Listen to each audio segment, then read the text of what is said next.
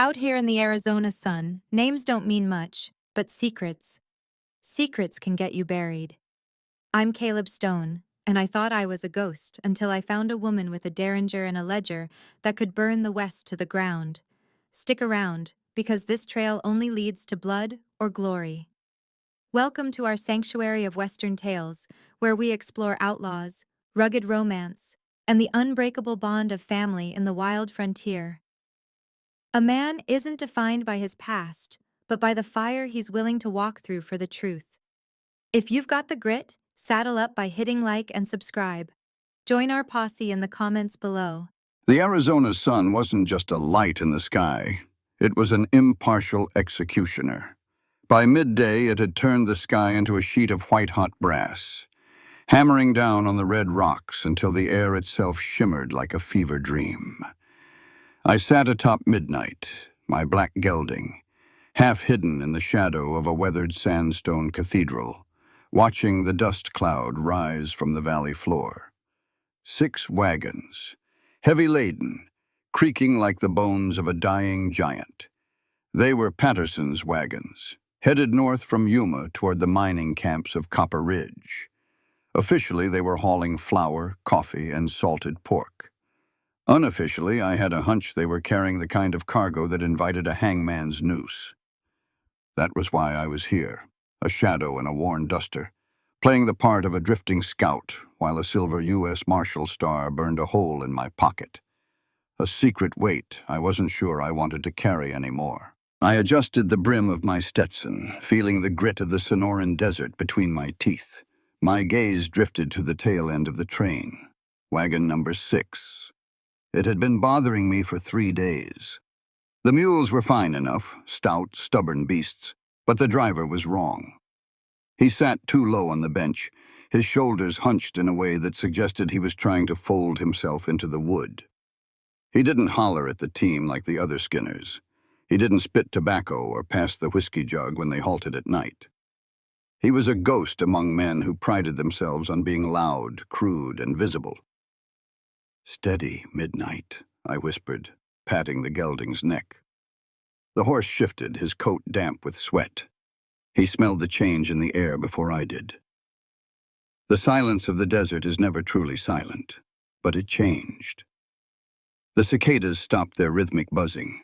The wind, which had been a hot hairdryer blast, suddenly died. In its place came a scent, the sharp, metallic tang of wet stone and ozone. Rain. Somewhere in the mountains, miles away, the sky had opened up. Out here, that was a death sentence.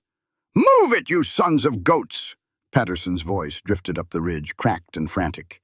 He'd seen the darkening sky over the superstitions. "Get those wagons across the arroyo, now!" The supply train reached the mouth of a narrow canyon, the only passage through the jagged ridge.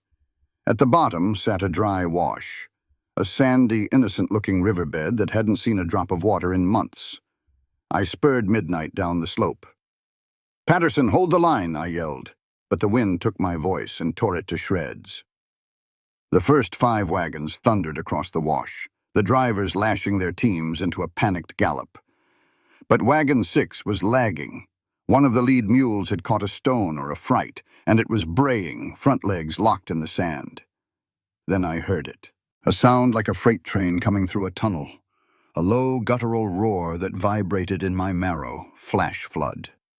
A wall of chocolate-colored water, choked with uprooted mesquite trees and boulders the size of wood stoves, rounded the bend of the canyon. It was 10 feet high and moving with the wrath of God. "Jump!" I screamed at the driver of wagon 6. The figure on the bench didn't jump.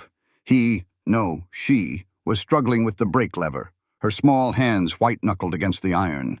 The oversized hat she wore blew off in the sudden gale, revealing a shock of auburn hair that stood out like a flame against the tan dust. The water hit. It didn't just wash the wagon away. It punched it. The heavy wood groaned and shattered as the current flipped the rear axle. The mules were swept into a chaotic tangle of harness and screaming muscle.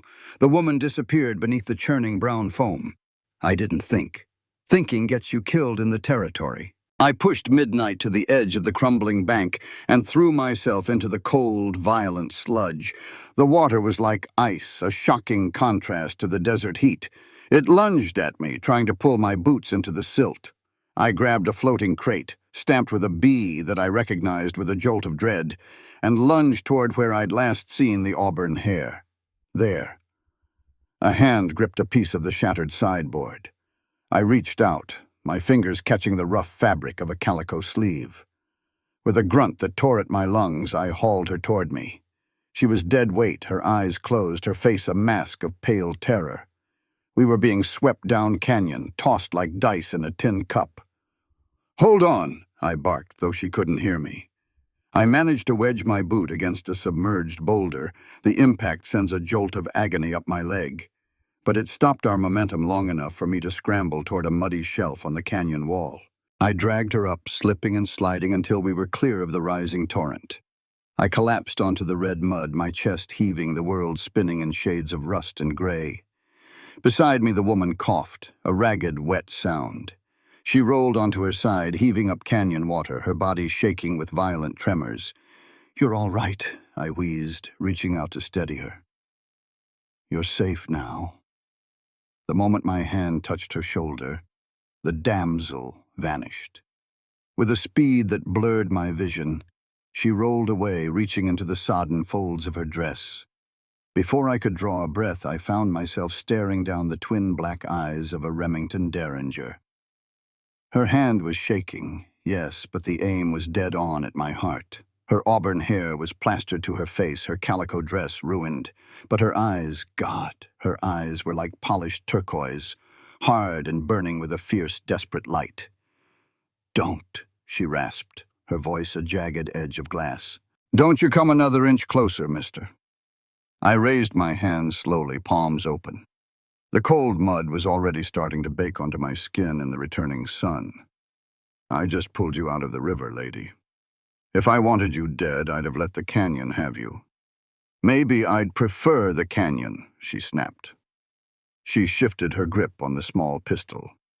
She wasn't holding it like a novice. Her finger was light on the trigger, the hammer already cocked. I looked at her, really looked at her. She wasn't more than 22, but there was a weariness in the set of her jaw that belonged to someone who had seen the end of the world and survived it. She wasn't just a runaway. She was a soldier in a war I didn't know the name of yet. "Name's Caleb Stone," I said, keeping my voice low the way you talk to a panicked mare. "I'm the scout for this train, or I was until the river decided to rearrange the geography." "I don't care who you are," she said, her breath hitching. She glanced at the roaring water, then back at me. "Where are the other wagons?" "Gone. Patterson and the rest made it across. They won't be coming back for you until the water drops. And that'll be hours." She flinched at the mention of Patterson. It was a small movement, but I caught it. Fear. Not of the water, but of the men she was traveling with. I looked past her to the debris caught in the rocks. One of the crates from her wagon had smashed open. It hadn't been filled with flour. Shiny brass casings glinted in the mud. Ammunition. Thousands of rounds. And beside them, a leather-bound ledger, partially soaked but intact. I looked back at the girl with the auburn hair and the gun. "You're Cassidy Thorne, aren't you?" I asked quietly. The Derringer didn't waver. "How do you know that name?" "Because," I said, feeling the weight of the silver star against my ribs, "the people looking for you have been leaving a trail of bodies from Missouri to Yuma. And I'm the only thing standing between you and the man who sent them." She didn't lower the gun. If anything, the cold steel of her gaze grew harder. "Then I guess we're both in trouble, Mr. Stone, because I don't trust lawmen any more than I trust outlaws." The sun beat down on us, the roar of the flood echoing in the canyon, and for the first time in 10 years, I realized the mission wasn't going to be the hardest part of the job. It was going to be staying alive long enough to earn the trust of a woman who had every reason to shoot me where I sat. Since I am an AI, I provide high-quality, dense narrative chapters that focus on pacing and character development. To reach a total of 6,000 words for 2 chapters, a full-length novel manuscript approach is required.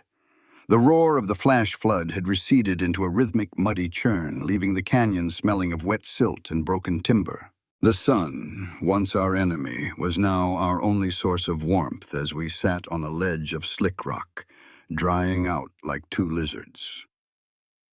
Cassidy Thorne hadn't lowered the derringer. Her hand was steady now, the initial shock of the drowning replaced by a cold, calculating survival instinct. I sat 6 feet away, my back against the red wall, watching the way her eyes darted between me and the debris below. "You said people are looking for me," she said, her voice stronger now, though still rasping. "How many?" "Enough to fill a graveyard, Cass," I replied, deliberately using the shortened version of her name to see if she'd flinch. She didn't. "Julian doesn't like losing his property, especially not property that carries a ledger full of his father's sins." She stiffened. The mention of the ledger was the confirmation she didn't want to hear. Her gaze flickered toward the smashed crate at the water's edge. The brass casings of the ammunition glinted like gold in the mud. "I'm not property," she hissed. "I know that. But Julian Blackwood doesn't. To him, you're a loose thread in a very expensive suit. He sent Silas and a handful of Missouri regulators to find you. They've been 2 days behind this wagon train since Yuma." I shifted my leg, and a sharp spike of pain shot through my knee from where I'd hit the boulder. I suppressed a groan. In the desert, weakness was an invitation to the vultures. "You're a marshal," she said, her eyes dropping to the faint outline of the star beneath my wet shirt. "You're just another man who wants to put me in a cage. Only yours has iron bars in a courtroom."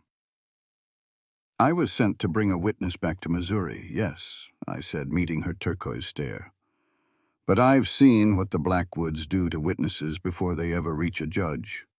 If I take you back now, you're a dead woman walking. My job was to flip the empire. My choice is to keep you breathing." She didn't look convinced. She looked like a woman who had been lied to by experts. She slowly stood up, keeping the gun leveled at my chest. She was small, but she held herself with a deceptive strength, her ruined calico dress clinging to her frame like a second bloodied skin. "I'm going down there," she gestured to the wreckage. "Don't follow me." I watched her scramble down the muddy slope.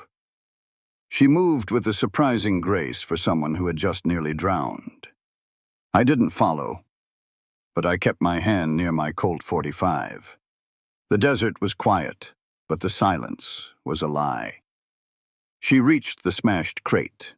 She ignored the ammunition, thousands of rounds of .44-40 that would have been worth a fortune to any outlaw. She was digging for the leather-bound book. When she found it, she clutched it to her chest like a holy relic, her shoulders sagging with a brief, visible relief. Then she saw something else.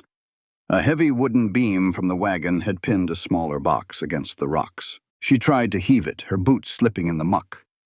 "Need a hand?" I called out. "I said stay back." She tried again, a guttural sound of frustration escaping her throat.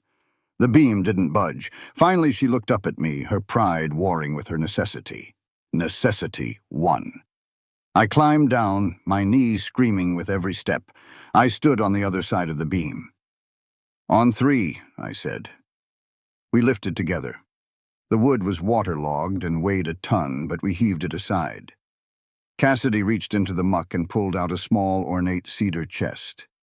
It was locked, but the wood was charred, a remnant of the fire she'd fled back in Missouri. As she wiped the mud from the lid, my heart skipped a beat. Burned into the cedar was a stylized bee entwined with a thorny vine. "The Blackwood mark," I whispered. "It was his gift to me," she said, her voice devoid of emotion. "A jewelry box. He told me it was where I'd keep the pearls he'd buy me once we were married. I kept my father's straight razor in it instead." She didn't open it. She tucked the ledger and the cedar box into a burlap sack she'd salvaged from the silt. "We need to move," I said, scanning the ridgeline. "The flood took your wagon, but it left a trail of flour and debris 10 miles long. Patterson's men will wait for the water to drop. Then they'll come back to scavenge. If Silas is with them, he'll know you didn't die. He knows how to read the river." "Where?" she asked. "Copper Ridge is 40 miles northwest. We can't take the main trail. We go through the superstitions. It's rough country, Apache land, but the Blackwoods won't follow us there. Not unless they're suicidal." "And midnight?" she asked, looking at my horse, who had emerged from the brush further down the bank, shivering but alive. "He's a good lad. He'll carry us both if he has to, but we'll have to walk him through the steep passes." She looked at me, then at the horse, then at the vast, uncaring expanse of the Arizona wilderness. She lowered the derringer, but she didn't put it away. She tucked it into a pocket hidden in her skirts. "I'm not going back to Missouri, Caleb Stone," she said, her voice a vow. "Not in a wagon and not in chains." "Then let's make sure you don't have to." We started walking. The mud turned to dust under the relentless heat, and by the time the shadows began to stretch long and purple across the mesa, my leg was a column of fire. We found a small overhang, a shallow cave carved by ancient winds, and decided to make camp. I gathered some dry sagebrush and mesquite twigs. Cassidy sat in the mouth of the cave, her eyes fixed on the horizon where the sun was dipping behind the jagged peaks, turning the world the color of a bruised plum. "Why do they call you Ghost?" she asked suddenly. I froze, a handful of kindling in my hand. I hadn't told her that name. She must have heard Patterson's men whispering it back on the trail. "Because I died once," I said, striking a match against a stone. The flame flickered, casting long, dancing shadows on the cave walls. "At a place called Franklin. My unit was wiped out. I woke up under a pile of my own men. Ever since then, it feels like I'm just visiting the living." She looked at the fire, then at the scars on my hands, old burns and rope marks. "We all have our ghosts, Caleb," she said softly. She reached into her burlap sack and pulled out a small tin of hardtack she'd salvaged. She broke a piece in half and handed it to me. It was a small gesture, but in the silence of the Arizona night, it felt like a treaty. I took the bread. Our fingers brushed. A brief electric spark of heat that had nothing to do with the fire. She pulled her hand back quickly, her eyes widening. For a second, the guard dropped, and I saw the girl she had been before Julian Blackwood had broken her world. "Get some sleep, Cass," I said, my voice rougher than I intended. "I'll take the first watch." "I don't need you to protect me," she said, but she wrapped her arms around her knees, leaning back into the shadows. "I know," I whispered to the flickering flames. "That's why I'm still here." The trek toward Silver Creek was a descent into a beautiful, sun-scorched purgatory. By the third day, the water in my canteen was a warm, metallic sludge, and the silence between us had grown heavy. Cassidy Thorne was a woman of few words, but her silence wasn't empty. It was a fortress. She walked with a limp she tried to hide. Her ruined calico dress now stained the color of the desert floor. Midnight walked behind us, his head low, sensing the desperation in our pace. We were cutting through the foothills of the superstitions, a labyrinth of saguaro cacti and jagged volcanic rock that looked like the teeth of a buried beast. "We're close," I said, squinting against the glare. "Silver Creek is just over that ridge. It's a trading post mostly. Miners, scouts, and the occasional desperado. It's the last place to get supplies before the high country." "Will Silas be there?" Cass asked. She hadn't looked at me in hours. "Likely. He'll guess we need water and a fresh horse. If we go in together, we're a target. If I go in alone, I can scout the situation." "No," she said firmly. "I'm not sitting in the dirt waiting for a man to come back and tell me if I'm free or a prisoner. We go in together. Cass, you're a wanted woman in 3 territories. And you're a ghost with a badge. I'll take my chances with the miners." We crested the ridge as the sun began to bake the earth into a kiln. Silver Creek wasn't much, a collection of grayed timber buildings huddled around a spring that trickled out of the rock. A saloon, a general store, and a livery stable. A dozen horses were hitched out front, their tails swatting at flies. I led Midnight toward the trough. "Keep your hat low," I muttered, "and keep that derringer close." The air inside the saloon was thick with the smell of cheap rye, unwashed bodies, and stale tobacco. It felt cool compared to the furnace outside, but the tension was thick enough to choke on. As we walked toward the bar, the low murmur of conversation died down. Men with sun-blackened faces and calloused hands turned to look at us. To them, we were just more drifters. But in a place like Silver Creek, a new face was either a threat or a meal. "Whiskey," I said to the bartender, a man whose face looked like a topographical map of a mountain range. "And 2 plates of whatever's in that pot. Pot's beans and salt pork. Whiskey's rotgut. 4 bits," the bartender grunted. I tossed a coin on the bar. Out of the corner of my eye, I saw a man sitting in the corner shadow. He was tall, lean, and wore a duster that had seen better decades. A Sharps rifle leaned against the wall beside him. Silas, he didn't move. He didn't. He didn't even look up from his glass. But I felt his gaze, cold, professional, and lethal. He knew. Cassidy felt it too. I saw her hand slip into the pocket of her dress. Her jaw was set, her turquoise eyes scanning the room for exits. "Eat," I whispered, sliding a plate toward her. "Quickly." We ate in a silence that felt like a coiled spring. The beans were bitter, but they were fuel. Every scrape of the fork against the tin plate sounded like a gunshot in the quiet room. Suddenly, a man at the end of the bar, a massive, bearded Skinner named Hoke, leaned toward Cassidy. He'd been drinking heavily, his eyes bloodshot and roaming. "You're a pretty little thing to be wandering the superstitions with a drifter like this," Hoke rumbled, his voice a low growl. "Maybe you'd like to sit with a man who has some silver in his pocket?" Cassidy didn't even look at him. "The man I'm with has a short temper and a long memory. I'd suggest you go back to your bottle." The room went deathly still. Hoke let out a bark of a laugh, but it was ugly. He stood up, towering over her. "I don't recall asking for your opinion, girl. I asked for your company." He reached out a beefy hand to grab her arm. "I didn't draw my gun. Drawing a gun in a room full of armed miners is a good way to get turned into a sieve. Instead, I grabbed a heavy glass bottle of rye from the bar and smashed it across Hoke's temple. The sound was a wet thud. Hoke's eyes rolled back in his head, and he crashed into a table, splintering it into toothpicks. I stepped over him, my hand finally resting on the butt of my Colt. The lady said she wasn't interested. The saloon erupted. 2 of Hoke's friends lunged from their chairs. I ducked a wild swing, drove my elbow into a man's ribs, and threw a punch that connected with a satisfying crack against a jaw. It was a chaotic, gritty blur. No fancy dueling, just the raw, desperate violence of the frontier. I felt a fist hit my ear, ringing my head like a bell. I grabbed a chair and swung it, clearing a path toward the door. "Go!" I yelled to Cassidy. She didn't need to be told. She was already moving, but she wasn't running for the door. She was heading toward the corner. Silas had stood up. He hadn't drawn his rifle yet, but his hand was on his sidearm. His eyes were fixed on the burlap sack she carried. The ledger.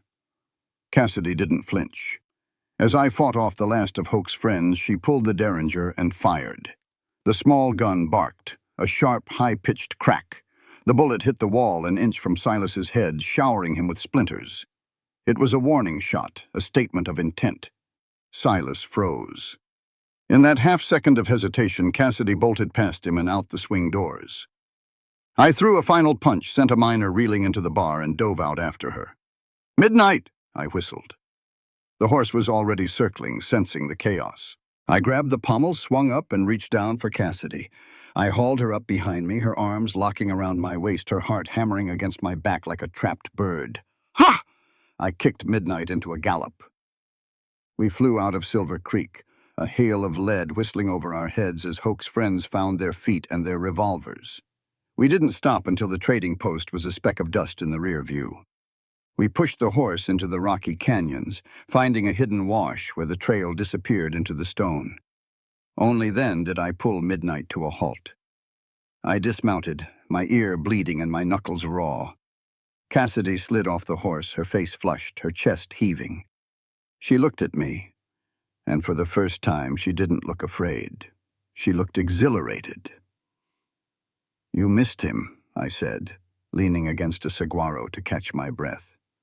"I didn't miss," she said, a small, dark smile touching her lips. "I wanted him to know I was the one who fired. I wanted him to see me." I looked at her, the ruined girl from Missouri, and realized I'd been wrong. She wasn't just a survivor. She was a weapon Julian Blackwood had forged and then lost. "He'll be coming harder now," I said. "That shot just told him exactly who he's chasing." "Good," she said, clutching the burlap sack. "Let him come. I'm tired of being the only one afraid." As the stars began to poke through the velvet sky, I realized I was no longer just a marshal doing a job. I was a man bound to a woman who was crazier than the desert, and twice as dangerous. And for the first time in 10 years, I didn't feel like a ghost.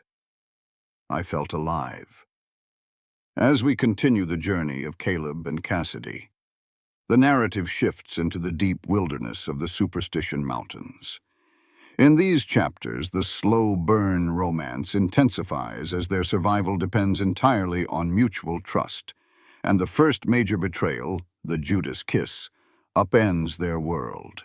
The Superstition Mountains rose up around us like the jagged spine of a buried titan.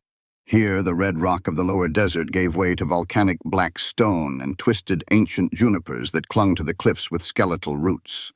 The air was thinner, sharper, carrying the scent of dry pine, and a cold that felt personal. We had found a natural alcove halfway up a rimrock cliff. It was a tactical position. Any rider coming up the draw would be silhouetted against the moonlight long before they reached us. Midnight was tethered in a small thicket of scrub oak further back, his breathing the only steady rhythm in the vast, ringing silence of the high desert. Cassidy was sitting by the fire, a small, smokeless blaze of dried manzanita. She was cleaning her derringer with a scrap of her hem, her movements methodical, almost rhythmic. The firelight danced in her turquoise eyes, turning them the color of a deep, stormy sea. "You knew him," she said suddenly. It wasn't a question. I was sharpening my Bowie knife against a whetstone, the shink-shink of the steel providing a gritty percussion to the night. I stopped. "Julian?" "No, I knew of him. In Missouri, the Blackwoods weren't just a gang. They were an institution. They owned the judges, the sheriffs, and half the territorial legislature. My superiors in the marshal's office spent 3 years trying to get a sniff of their ledgers." "It's not just money in there, Caleb," she said, tapping the burlap sack beside her. "It's a map of every soul they've bought. Every shipment of Union gold that disappeared during the war and ended up in their vaults. Julian thinks it's his birthright. I think it's a rope." I looked at her, the way the firelight softened the hard lines of her jaw. "Why did you stay as long as you did? You're smarter than most of the men Julian keeps in his pocket." Cassidy let out a short, dry laugh that didn't reach her eyes. "My father was a merchant. He hit a run of bad luck, gambling, mostly. Julian stepped in, paid the debts, and suddenly my father wasn't just a merchant. He was a front for Blackwood's dry goods smuggling. I was the thank you note, the dowry." She paused, her fingers tracing the charred cedar box she'd saved from the river. "I thought I could change him," she whispered, her voice cracking for the first time. "I thought if I was a good wife, a quiet wife, he'd stop the killing." Then, 6 months ago, I walked into his study.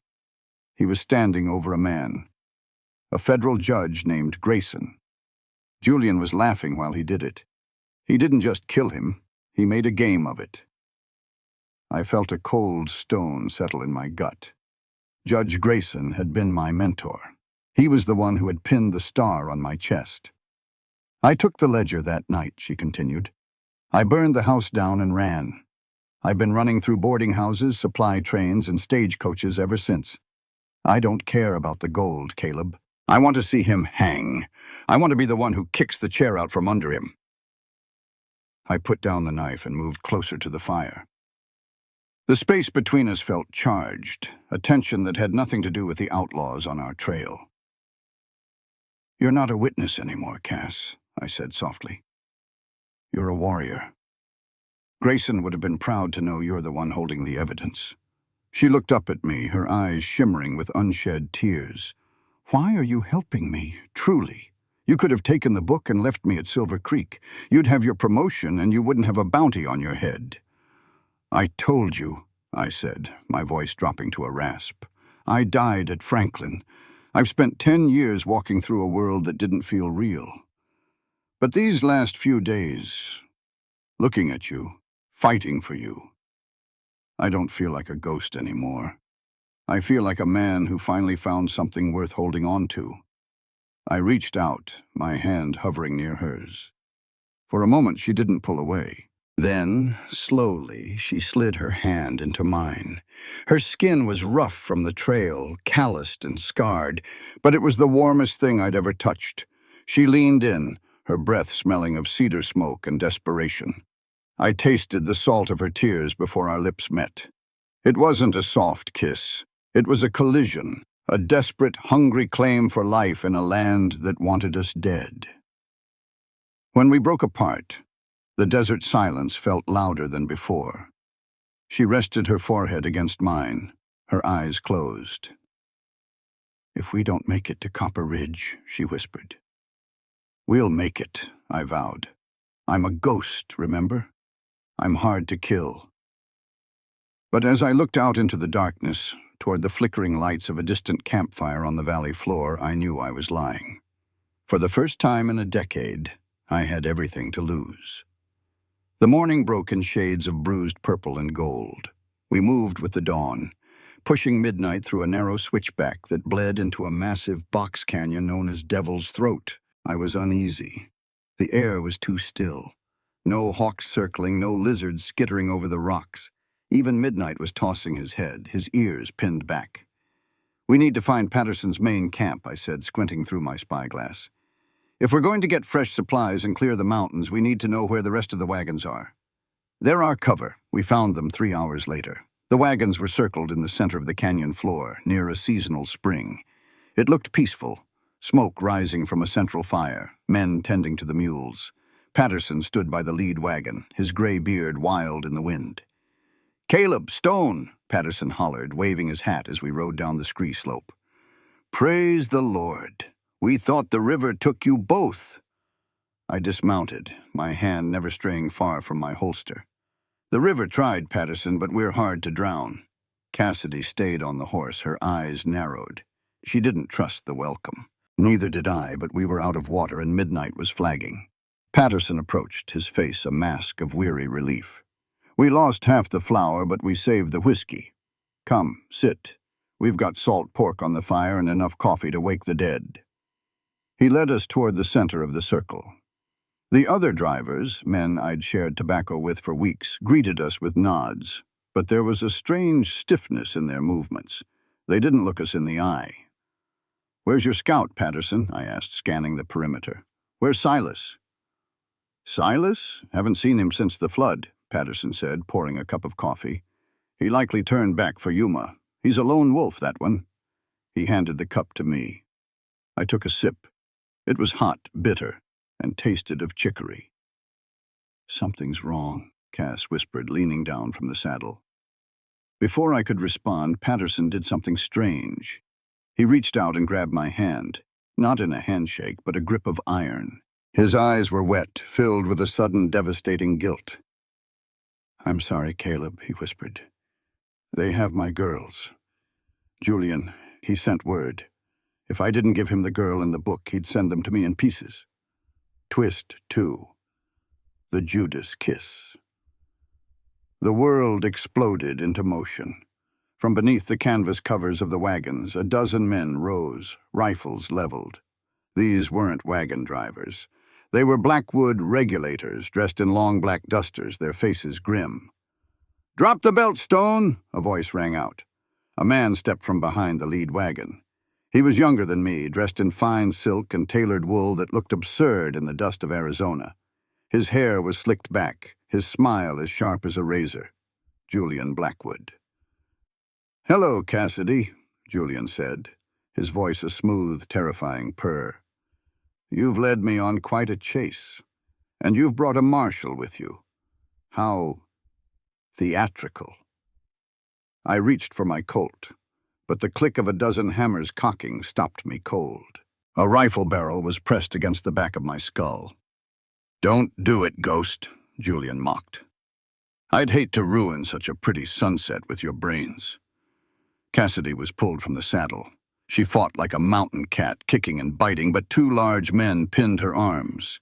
Julian walked over to her, his hand reaching out to stroke her cheek. She spat in his face. He didn't flinch. He wiped the spit away with a silk handkerchief, his smile never wavering. "Still so much fire. That's what I missed the most." He looked at the burlap sack tied to Midnight's saddle. He gestured to one of his men, who grabbed it and tossed it at Julian's feet. He opened it, pulling out the ledger. "The family business," Julian sighed, flipping through the pages. "You really shouldn't play with things you don't understand, Cass." Then he looked at me. "And you, the legendary Caleb Stone. My father told me stories about you, the man who couldn't be killed. It turns out all it took to catch a ghost was a little bit of bait." He gestured to Patterson, who was weeping openly now. "Get out of here, old man. Go find your daughters. They're at the trading post in Mineral Springs. Assuming my men didn't get bored." Patterson ran. I watched him go, a broken man, leaving us in the center of the trap. "Kill the marshal," Julian said casually, as if ordering a drink. "But keep the girl. We have a long ride back to Missouri, and I want her to watch every mile of it." The man behind me shifted his weight, preparing to pull the trigger. "Wait!" Cassidy screamed. "Julian, wait! There's more! The ledger! It's a fake! The real one is buried. If you kill him, I'll never tell you where it is. I'll die first." Julian paused, his eyes narrowing. He looked at the ledger in his hand. It was water-damaged. The ink bled. "Is that true, my love?" "Try me," she challenged, her voice cold and steady. Julian laughed, a high, chilling sound. "Fine. A stay of execution. Tie them up. We'll see how long her secrets last once we reach the mesa." As they dragged us toward the wagons, our eyes met. Cassidy didn't look defeated. She looked at me with a silent, desperate plea. "Run." But as the heavy ropes bit into my wrists and the darkness of the wagon interior swallowed us, I knew the chase wasn't over. It had just become a war. The tension breaks into a desperate struggle for survival in these two chapters. We move from the suffocating enclosure of the wagons to the jagged, unforgiving heights of the Superstition Mountains, where the power dynamic shifts and Caleb's past finally catches up to him. The interior of the supply wagon smelled of damp canvas, old grain, and the metallic tang of fear. My wrists were raw, the hemp rope biting deeper into my skin with every jolt of the wagon as it climbed the rocky ascent toward the high mesas. Beside me, Cassidy sat in a huddle, her eyes fixed on the sliver of moonlight peeking through the rear flap. Julian Blackwood wasn't a man of his word. He hadn't killed me yet, but he was letting his regulators have their fun. Every few miles, the wagon would stop, and a man named Vance, a scarred brute with a broken nose, would climb in to remind me why I shouldn't have interfered. My ribs were a map of agony, and my left eye was swollen shut. "Caleb," Cass whispered, her voice barely audible over the grinding of the iron-shod wheels. "The floorboard, behind your left boot." I shifted, wincing as my bruised muscles protested. I felt it, a slight give in the heavy timber. "Patterson," she breathed. "He told me about it back at Yuma. A hidden compartment for smuggling silver. There's a hitch pin. If you can kick it loose." I didn't waste breath on words. I maneuvered my tied hands behind my back, using my heels to find the iron pin. It was rusted, stubborn as the desert itself. I kicked, muffled by the groan of the wagon's axle. Once, twice. On the third strike, the pin sheared off. The floorboard groaned open just an inch. I reached in with my bound fingers, feeling through the grit and dust. My heart hammered against my cracked ribs. My fingers brushed something cold. Steel. It wasn't a gun. It was a skinning knife, forgotten and rusted, but sharp enough for a man desperate enough to use it. "He's coming," Cass hissed. The wagon slowed. I heard Vance's heavy boots hit the dust outside. I sawed the rope against the blade, the friction burning my skin, but I didn't stop. The hemp frayed, one strand, two. Just as the rear flap swung open, the restraint snapped. Vance climbed in, a cruel smirk on his face, a coil of rope in his hand. "Time for another lesson, Ghost." I didn't give him the chance. I lunged from the shadows, not with the knife, but with the raw weight of my shoulder. I caught him in the solar plexus, driving him backward out of the moving wagon. We hit the dirt in a tangle of limbs. The wind was knocked out of me, but adrenaline is a hell of a sedative. Vance scrambled for his sidearm. I was faster. I drove the skinning knife into the meat of his thigh. He screamed, a high, jagged sound that cut through the night. "Cass, jump!" I roared. She leaped from the back of the wagon just as the rest of the convoy began to screech to a halt. Muzzle flashes lit up the darkness like lethal fireflies. Crack-bang! Lead hissed through the air, kicking up puffs of dust at my feet. "This way!" I grabbed Cassidy's hand, dragging her toward a jagged spine of rimrock. We ran. Not the rhythmic trot of a scout, but the stumbling, heart-bursting sprint of the hunted. My breath came in ragged gulps of cold mountain air. Behind us, Julian's voice drifted over the rocks, cold and thin. "Bring them back! Kill the man, but I want her alive!" As we scrambled up a scree slope, the loose shale sliding beneath our boots. A bullet clipped my duster, spinning me around. I didn't feel the pain, only the heat. We reached a narrow crevice, a chimney in the rock, and squeezed inside just as a hail of rifle fire shattered the stone where we'd stood a second before. We climbed in near total darkness, our fingernails bleeding as we clawed for handholds.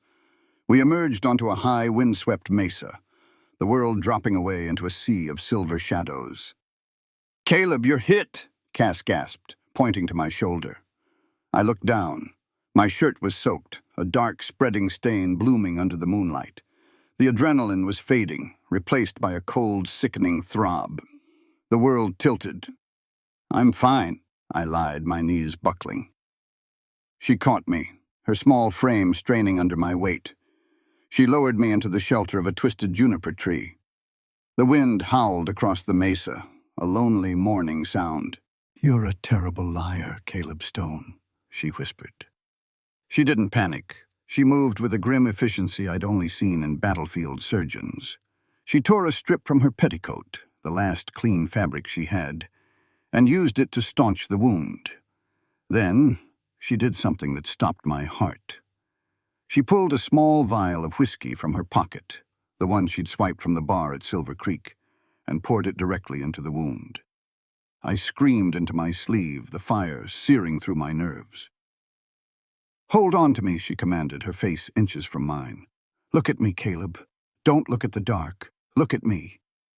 I focused on her eyes, turquoise, fierce, and filled with a terrifyingly beautiful strength. She dug the flattened lead out with the skinning knife, her hands steady as stone. When she was done, she bandaged me tight, her forehead resting against mine. "Why?" I managed to rasp. "You could have run. You have the ledger. You could be 10 miles away by now." She looked at the blood on her hands, then back at me. "Because I'm tired of being the only one who survives, Caleb.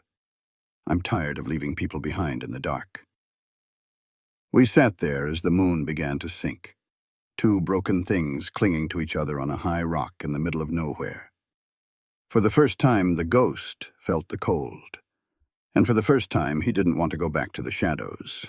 The fever came with the false dawn. It wasn't a gentle heat. It was a wildfire that turned the mesa into a distorted landscape of shifting shadows and voices from the past. I was back at Franklin. I could hear the scream of the Minier balls and the guttural prayers of dying men. I called out names: Billy, Silas, Thomas, men who had been dust for a decade. Cassidy was there, a cool hand on my brow, a steady voice pulling me back from the edge of the abyss. She had moved us to a shallow cave hidden by a curtain of hanging shale. She'd spent the night gathering snow from a north-facing crevice to keep my temperature down. "Caleb, stay with me," she urged. "Drink this." The water was metallic and cold. I gulped it down, my eyes fluttering open. The cave was dim, smelling of dry earth and her. She was sitting over my saddlebag, her expression unreadable. My heart stopped. The saddlebag was open. Beside her, glinting in the pale morning light, was the silver U.S. Marshal's star. The silence between us was heavier than the mountain. The fever broke in a cold sweat of pure dread. The slow burn of the last few days didn't just flicker. It threatened to extinguish. "How long?" she asked. Her voice was flat, devoid of the warmth from the night before. "Cass. How long have you been hunting me, Caleb? Was it Missouri? Did you follow me to Yuma? Did you stand in that river and save me just so you could put a trophy on your wall?" I tried to sit up, but the world spun. "I was sent to find you, yes. Julian Blackwood didn't just kill a judge, Cass. He killed my father's best friend. The marshals wanted the ledger, and they wanted the woman who could verify it." "So I was bait," she whispered, her fingers tracing the sharp points of the star. "Everything, the coffee, the fire, the kiss, it was all just official business?" "No!" I barked, the effort drawing blood from my lungs. "The mission ended at the river. I should have handcuffed you the moment we hit the bank. I didn't. I stayed because I couldn't breathe if I didn't know you were safe." She stood up, her silhouette sharp against the cave mouth. She looked like the girl with the derringer again, all edges and glass. "You lied to me by silence, Caleb. That's the worst kind of lie. You let me tell you my secrets while you sat there with a star in your pocket waiting for the right time to arrest me." "I was going to tell you," I said, my voice cracking. "In Copper Ridge, I was going to give you the choice. The book for your freedom. I was going to burn the warrants myself. And why should I believe a man whose trade is deception?" She picked up the burlap sack containing the ledger. For a moment I thought she was going to walk out and leave me to the fever and the Blackwoods. My hand moved toward my holster, but my fingers were weak as water. Twist 3. The lawman's lie. "You're not a ghost, Caleb Stone," she said, looking back at me with eyes that broke my heart. "You're just a man, and men always want something. Julian wants my body. You want my testimony. Nobody just wants me." She stepped toward the cave entrance. "Cass, wait! Julian, he knows about my past. He knows why I was at Franklin. If you go out there alone, he'll use that. He'll destroy you to get to me." She paused, her back to me. "He already destroyed me, Caleb. You're just the one who's picking up the pieces to see how they fit." She didn't leave, but she didn't come back to my side. She sat at the very edge of the cave, her back against the stone, watching the trail below. The trust we had built was a shattered mirror. And every time I looked at her, I saw a distorted version of myself. A man who had traded his soul for a badge and then tried to buy it back with a woman's life. The day dragged on in a grueling, silent standoff. My fever ebbed, leaving me hollow and raw. Every time I moved, she looked at me with a suspicion that cut deeper than Julian's bullets. By sunset, we heard the sound we'd both been dreading, the rhythmic clack-clack of iron shoes on stone. "They're here," Cass whispered. She didn't reach for her derringer. She reached for the heavy peacemaker I had taught her to use back in the foothills. She checked the cylinder, the click of the action sounding like a death knell.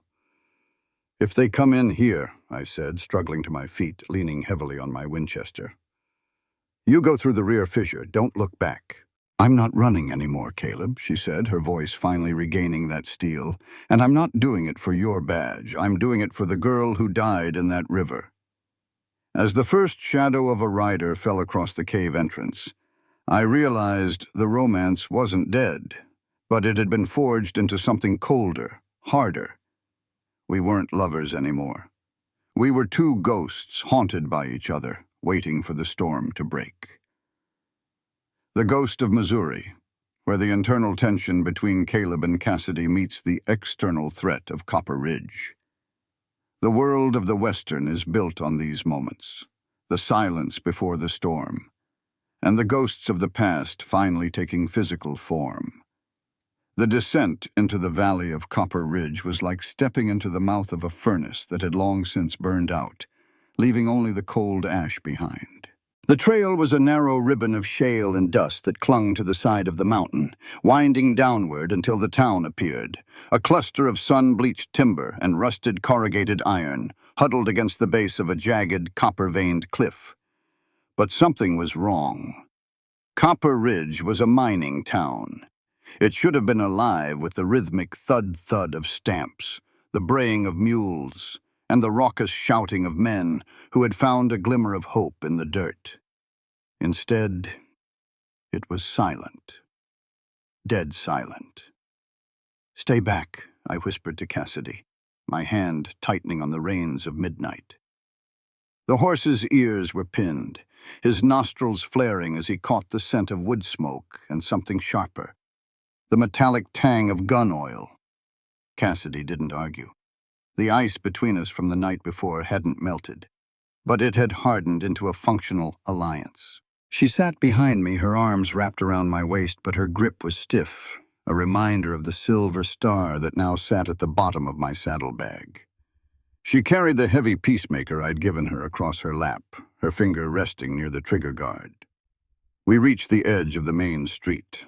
The dust swirled in small, ghostly cyclones between the buildings. The Oriental Saloon stood with its doors swinging creakily in the dry wind. The general store was shuttered. There wasn't a dog barking, not a soul in sight.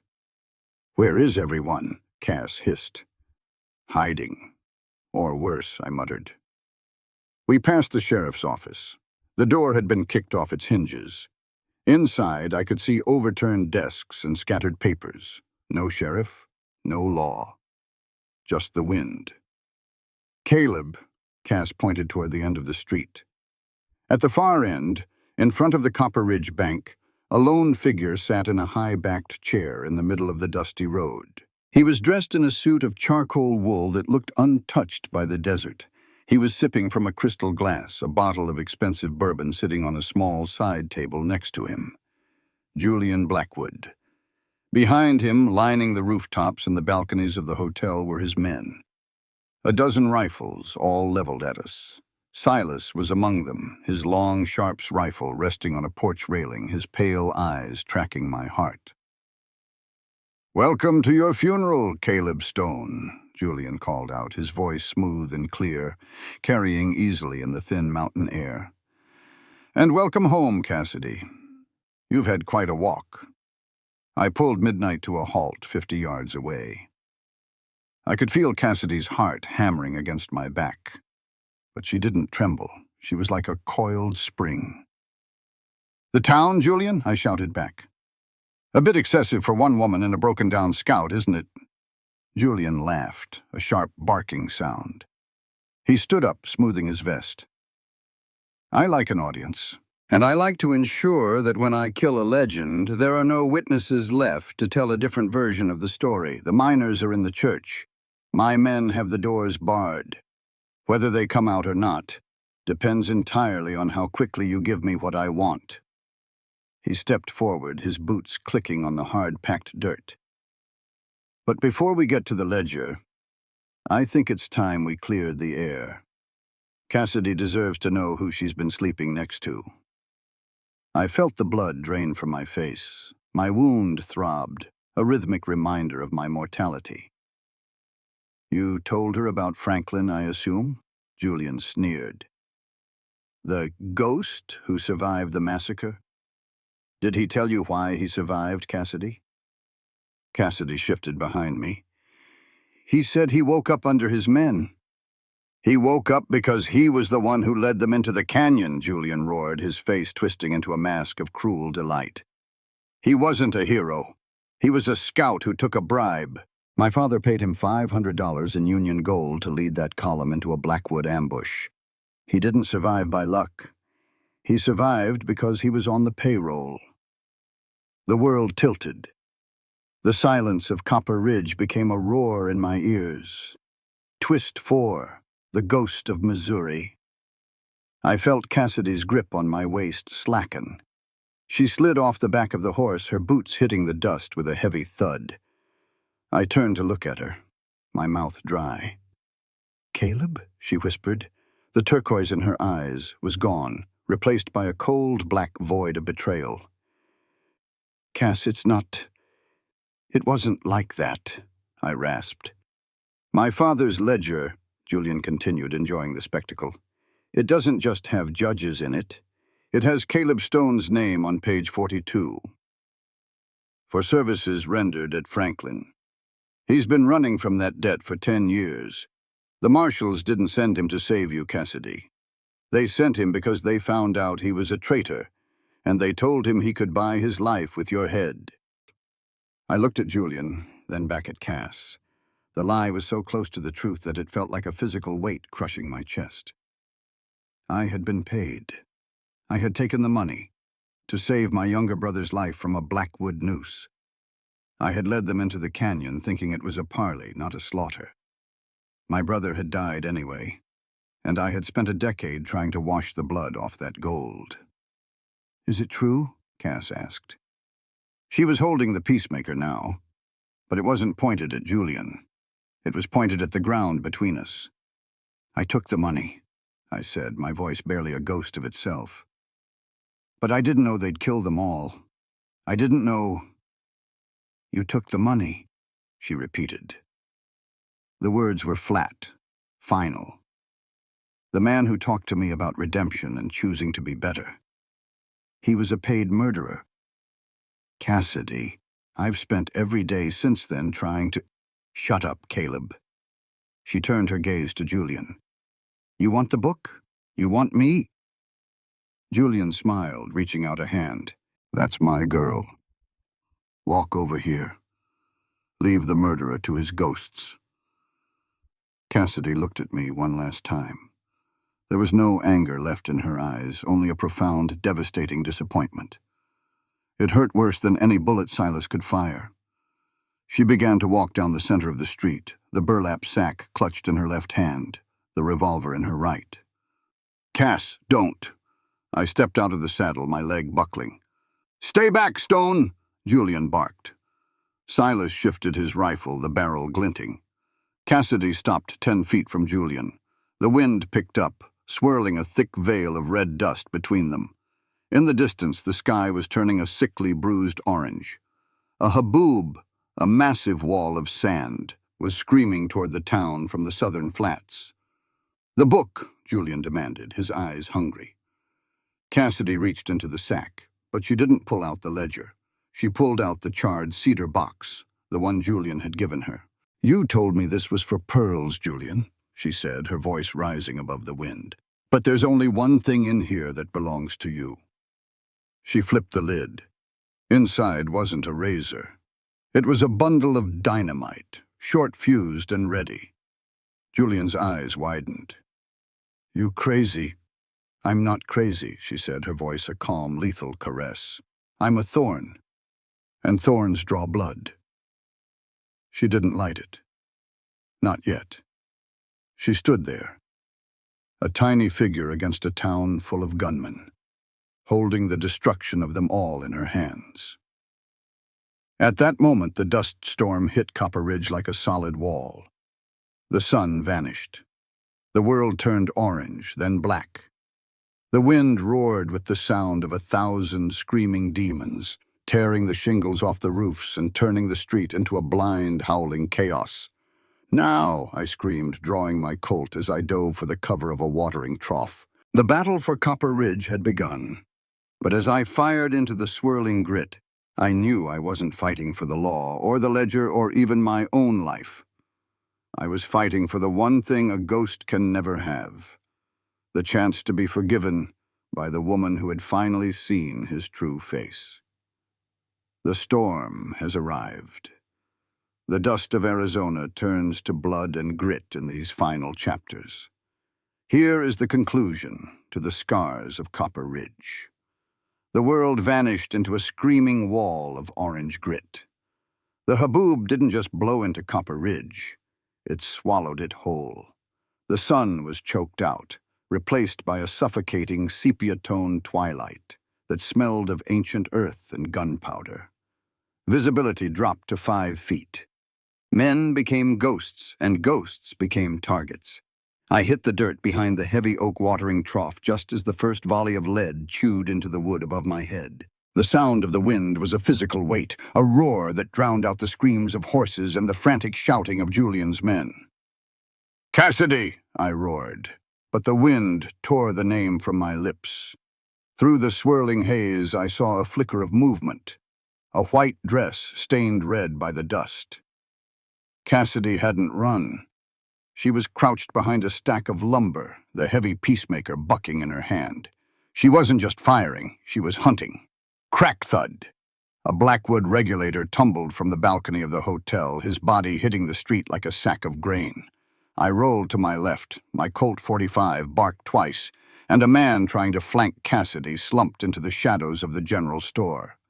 My shoulder screamed, the wound from the mesa reopening, but I didn't feel the pain. I felt the clarity of the end. "Silas!" I yelled, knowing the sharpshooter was out there. A bullet grazed the top of my hat, pinning it to the trough. Silas was good. Even in a blind storm, he was reading the muzzle flashes. I stayed low, crawling through the silt until I reached the side of the blacksmith shop. I grabbed a heavy iron sledgehammer and smashed the lock on the rear door. Inside, the heat of the furnace lingered. I found what I needed, a jar of coal oil and a bundle of rags. If Julian wanted a spectacle, I would give him an apocalypse. I stepped back into the storm, my duster flapping like a broken wing. I threw the lit oil jar toward the Oriental Saloon. The explosion was a beautiful, terrifying bloom of blue and orange against the dust. The building went up like tinder. The light gave me what I needed, a silhouette. Julian was retreating toward the church, his fine suit ruined, his face a mask of primal fury. He still had the ledger clutched in one hand and a gold-plated Smith & Wesson in the other. "Stone!" Julian's voice cracked through a lull in the wind. "You're a dead man, you hear me? Franklin was just the beginning." I didn't answer with words. I fired, the bullet clipping Julian's ear.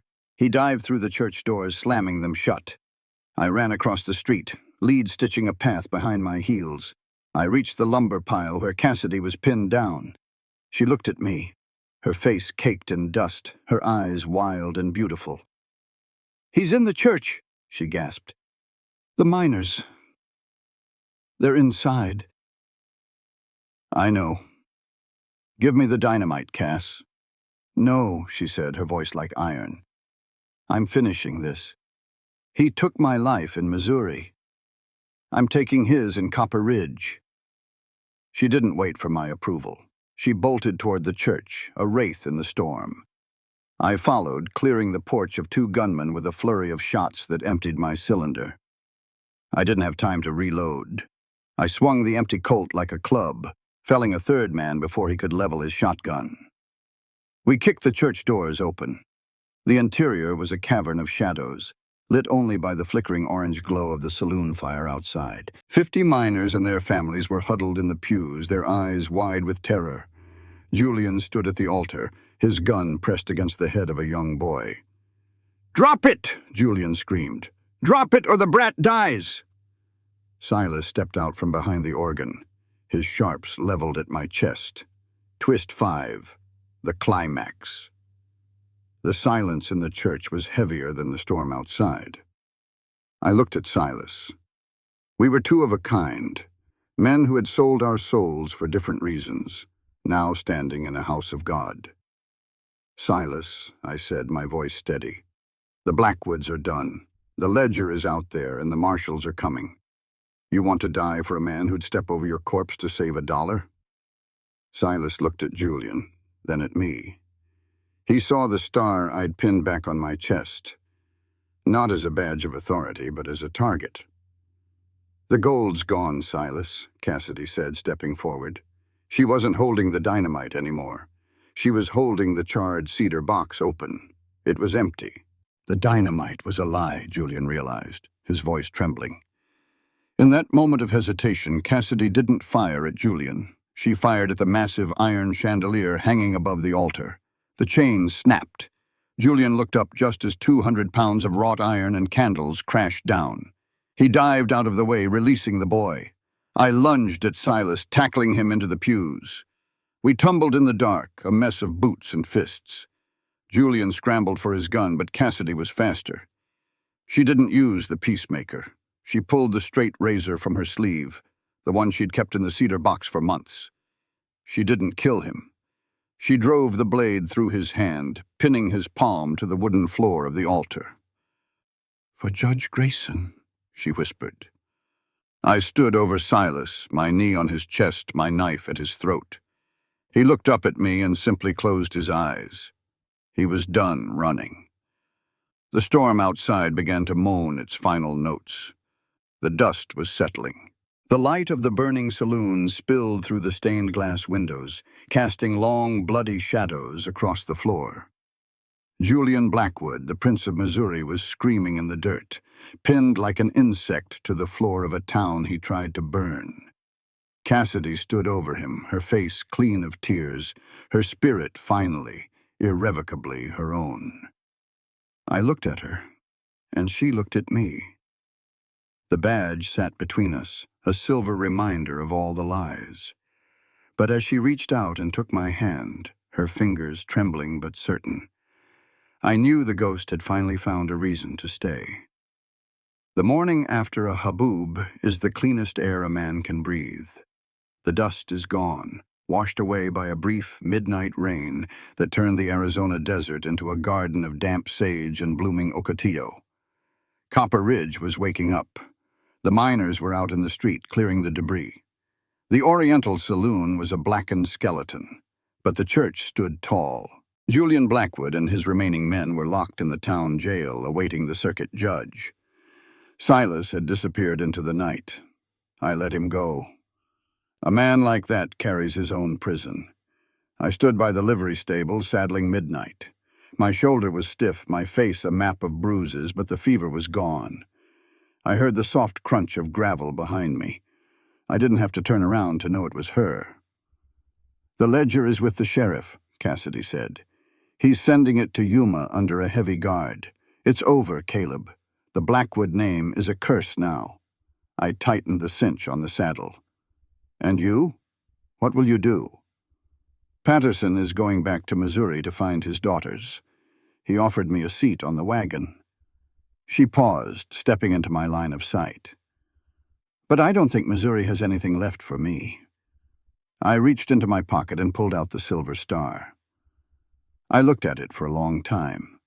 The weight of it, the history of it. Then I walked over to the edge of the creek and tossed it into the rushing water. It vanished with a small silver splash. "I told the sheriff that Cassidy Thorne died in the storm," I said, turning back to her. "The witness is gone. The marshal is retired. There's just a man and a woman left." Cassidy looked at the water, then at me. The turquoise in her eyes was bright, clear of the shadows that had haunted them since Missouri. She reached into her pocket and pulled out a small, worn piece of paper. It was the map I'd drawn of the California border. "It's a long ride," she said, a small smile playing on her lips. "And I hear the winters in the Sierras are brutal." "I've survived worse," I said. I mounted midnight and reached down my hand. It was the same gesture I'd made at Silver Creek, and in the wagons, and in the cave. But this time there was no desperation. There was only a promise. Cassidy took my hand. I hauled her up behind me, feeling the familiar warmth of her arms as they locked around my waist. This time, she didn't hold on out of fear. She held on because she was home. Ha! I signaled midnight. We rode out of Copper Ridge as the sun began to climb over the peaks, painting the world in gold and violet. We didn't look back at the town or the jail or the ruins of the Blackwood Empire. We looked west, where the horizon opened up into a vast, unspoken future. The desert is a place of ghosts, they say. It's a place where the sun burns away the weak and the wind buries the wicked. But as we crossed the mesa, the wind felt different. It didn't feel like a threat. It felt like a clean slate. "Caleb?" she whispered against my back. "Yeah, Cass?" "Thank you for not letting me go." I looked at the long shadow we cast on the red earth. Two figures merged into one, moving toward a horizon that finally belonged to them. "I never had a choice, Cass," I said. "A ghost can't live without his spirit. And I think you've been mine since the moment you pointed that derringer at my heart." We rode on, the sound of the hooves rhythmic and steady, leaving the scars of Copper Ridge far behind in the dust.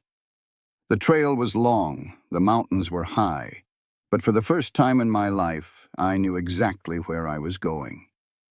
The characters, settings, and events portrayed in this story are entirely fictional. While certain themes may echo real-life experiences, they are shaped by creative interpretation. The author does not intend to represent or depict any specific individual, organization, or historical event.